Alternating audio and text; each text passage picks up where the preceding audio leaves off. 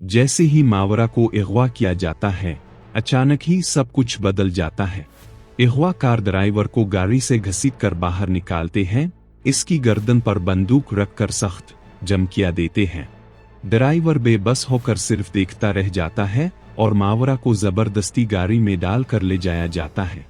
कुछ देर बाद वलीद तेजी से ड्राइवर के पास पहुंचता है और गुस्से में सवाल करता है, क्या तुमने उनके चेहरे देखे थे? ड्राइवर कपकपाती आवाज में जवाब देता है, नहीं साहिब, उन सब ने मास्क पहन रखे थे, लेकिन हाँ, मैंने उनकी गाड़ी का नंबर जरूर नोट किया है।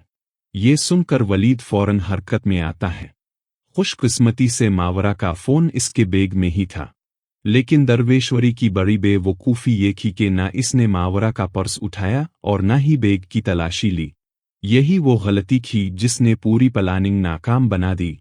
फोन की लोकेशन ने सब कुछ जाहिर कर दिया और पुलिस वलीद के साथ ताक़ुब करते हुए वहां पहुंच जाती है।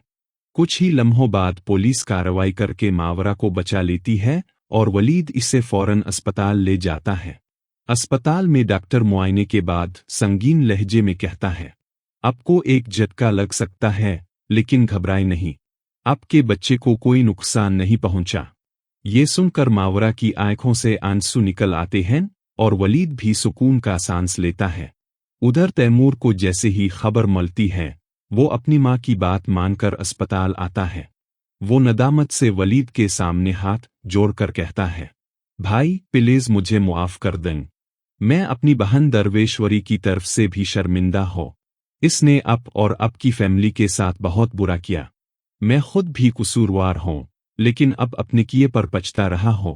मैं चाहता हूं कि आयमा को वापस अपने साथ ले जाओ। वलीद हैरानी से इसे देखता है, फिर गहरी सांस लेकर कहता है, ठीक है तैमूर, मैं तुम्हारा साथ दूंगा।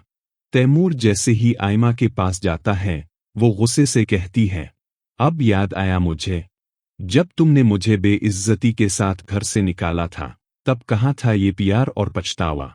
ये अल्फाज सुनकर तैमूर का सर जग जाता है। इसी दौरान दरवेश्वरी अचानक कमरे में दाखिल होती है और आयमा को देखकर चौंक जाती है। लेकिन तैमूर की मां की खुशी दीदनी थी। वो चाहती है कि घर में दोबारा सुकून लूट आए, मगर तैमूर अब और बर्दाश्त नहीं करता। वो गुस्से से दरवेश्वरी की तरफ पलटकर कहता है, याद रखो, आज के बाद अगर तुमने मेरी आमा की जिंदगी में जरा सा भी मुदाखलत की, तो मैं तुम्हें इस घर से हमेशा के लिए निकाल दूंगा।